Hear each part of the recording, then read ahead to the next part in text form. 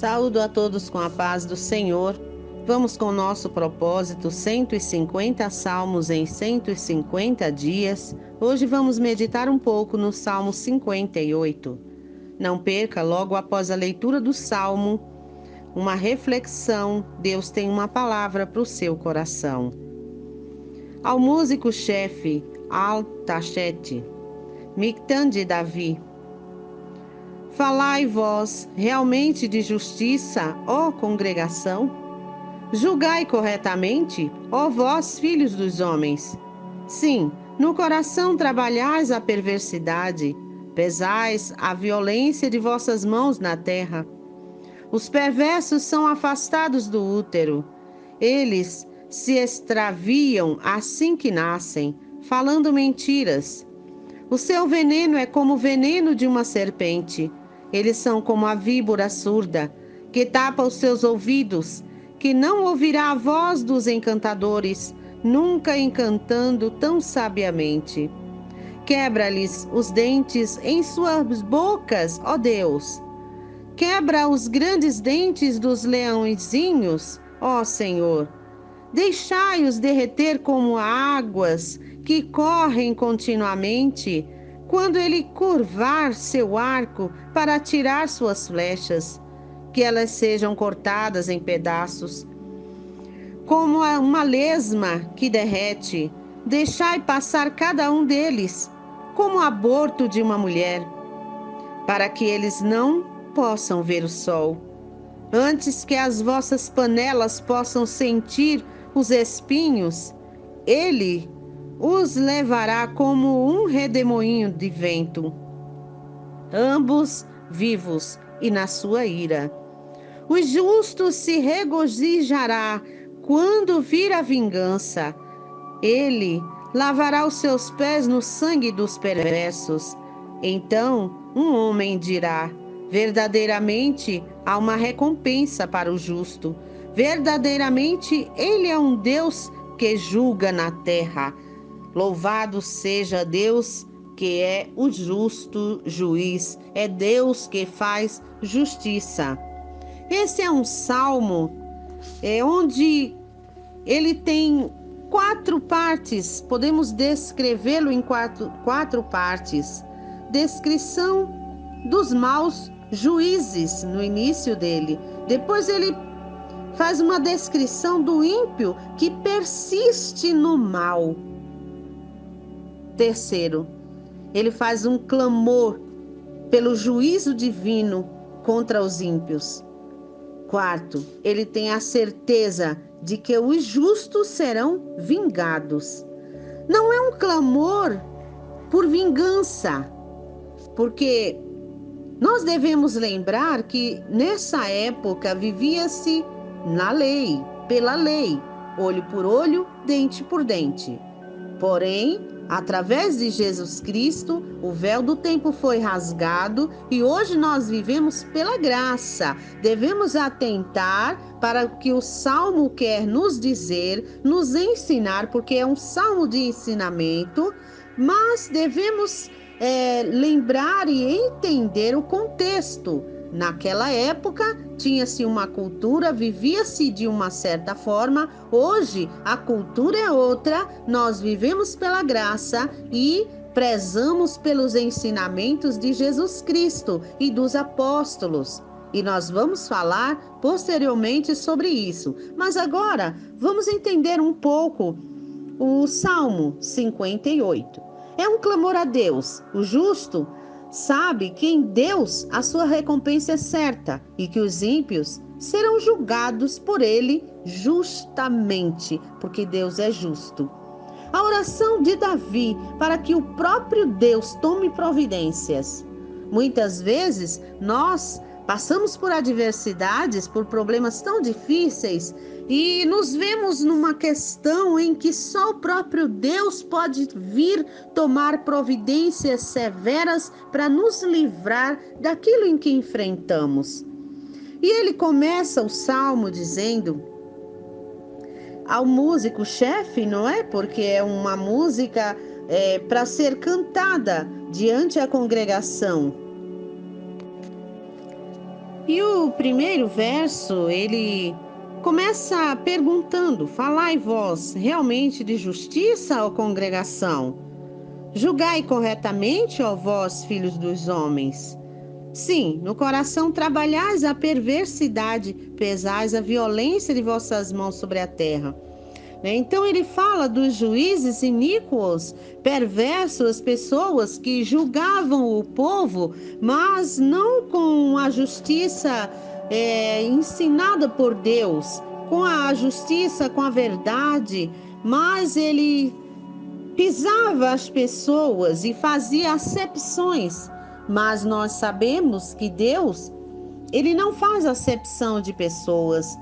Lá em João capítulo 7, verso 24, diz: não julgueis segundo a aparência, e sim pela reta justiça. Louvado seja Deus. Não devemos julgar com preconceito, ou seja, preconceito, um conceito prévio sem um devido conhecimento para que seja baseado na justiça.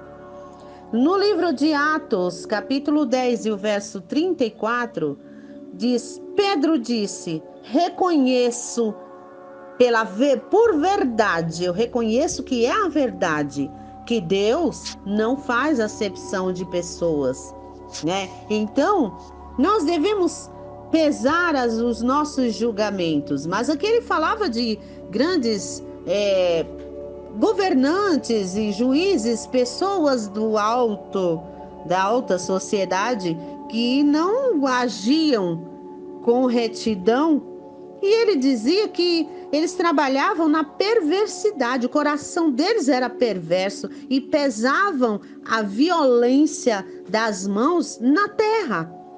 Né? Então ele falava do útero, porque os perversos são afastados do útero, eles se extraviam assim que nascem, falando mentiras, né?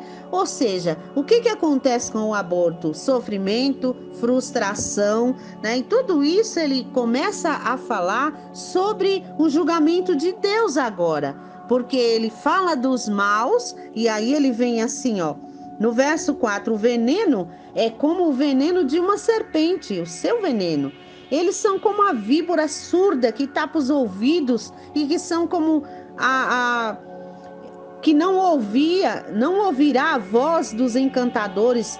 Por exemplo, os encantadores tocavam para que as serpentes fossem adestradas, mas era como se eles, mesmo sendo advertidos, sendo chamados ao arrependimento, eles continuavam, persistiam no mal, não adiantava nada. Mas aí ele começa a pedir o julgamento de Deus, para que Deus tome providências, e ele começa no verso 6 assim: quebra-lhe os dentes em sua boca, ó Deus. Quebra os grandes dentes dos leõezinhos, ó Senhor.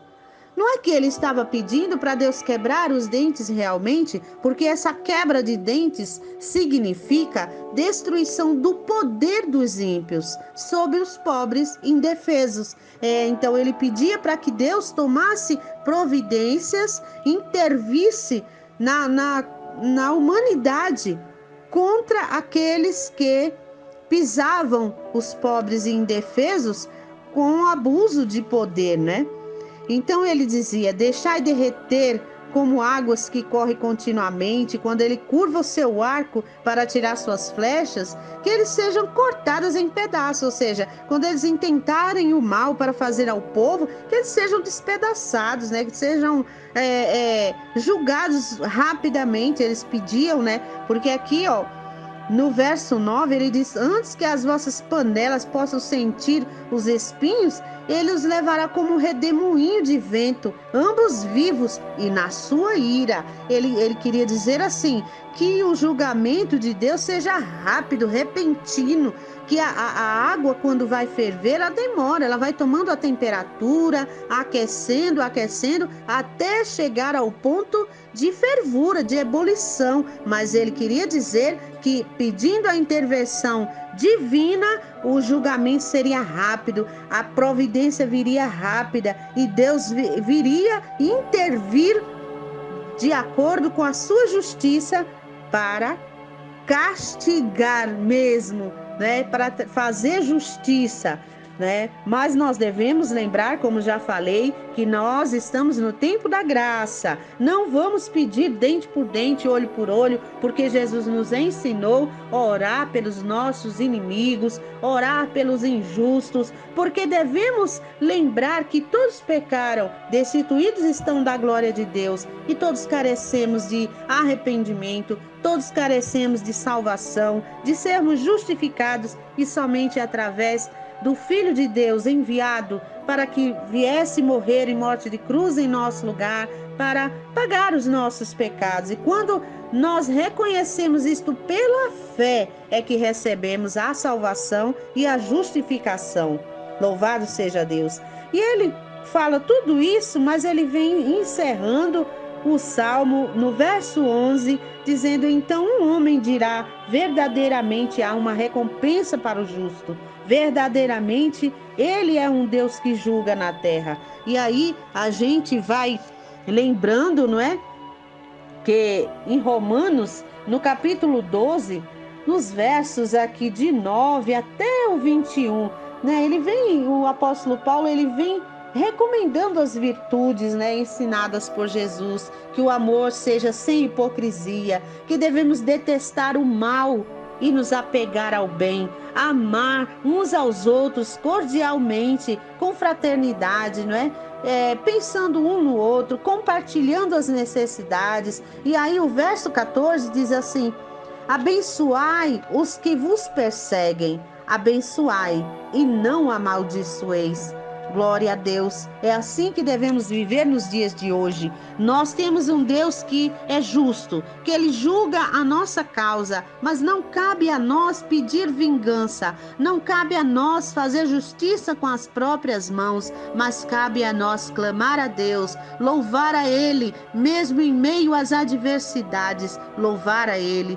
E ele diz aqui, no verso 15, alegrai-vos com os que se alegram, chorai com os que choram, né? Tudo isso é ensinamento da parte de Deus para nós. O verso 18 do mesmo capítulo 12 de Romanos diz assim: se possível, quanto depender de vós, tende paz com todos os homens. Não vos vingueis, o verso 19, não vos vingueis a vós mesmos, amados.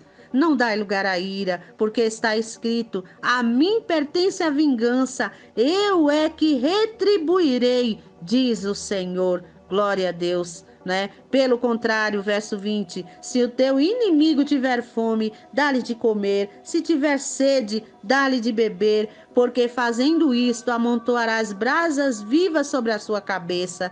E o 21 diz assim: não te deixes vencer do mal, mas vence o mal com o bem. É essa que deve ser a nossa postura: vencer o mal com o bem, vencer na presença de Deus, porque nós somos de Deus e todos são criaturas de Deus.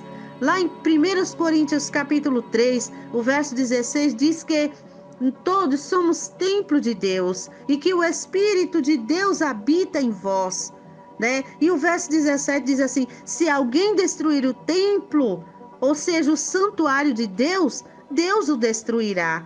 Então, somos propriedade de Deus. Você é propriedade de Deus. Então, Deus está no controle da sua vida. Confie em Deus, porque Ele é aquele que guarda, é aquele que peleja por aqueles que confiam nele. Deus é fiel. Ele está presente em nossas vidas, em todas as situações. Ele é um justo juiz. Se alguém está te afligindo, ora por essa pessoa. Pede a Deus misericórdia por esta pessoa, para que Deus venha trazer a essa pessoa a condição de ouvir a repreensão. Que não seja como aqueles juízes iníquos, mas que eles possam ouvir e terem os seus corações quebrantados, chegar ao arrependimento, porque Deus, ele alerta, Deus, ele ensina, ele fala, ele adverte, mas também ele é o juiz. Ele é longânimo, porque ele não vem assim, sem aviso prévio, já destruindo tudo, não. Ele é longânimo, mas ele é justiça. No tempo certo ele vem com julgamento correto, justo. né? Mas não cabe a nós querer vingança, não cabe a nós desejar o mal, mas cabe a nós viver o verdadeiro amor, porque a Bíblia fala, mesmo livro de Romanos, eu não lembro aonde, mas diz que o amor de Deus foi derramado sobre nós. Então que esse amor derramado sobre nós, através do Espírito Santo de Deus, nos dê essa condição de amar, de perdoar, de não querer vingança, mas de viver corretamente, prezar pela justiça, prezar pela verdade, mas com amor, para que todos sejam salvos, né? Deus peleja por nós. Confia no Senhor, entrega o teu caminho a Ele, seja fiel, confiando que Ele não te deixa só um só momento, né? Ele julga. Verdadeiramente, Ele é um Deus que julga na terra. Assim termina o Salmo 58. Deus está julgando a tua causa e com certeza vem vitórias por aí. Tem coisa boa chegando. Louva ao Senhor, independente de qualquer situação. Abre a tua boca para dizer como o salmista sempre nos ensina: o Senhor é a minha rocha, o Senhor é a minha luz, o Senhor é a minha força. Louvado seja Deus. Um beijo no seu coração, que Deus te abençoe grandiosamente.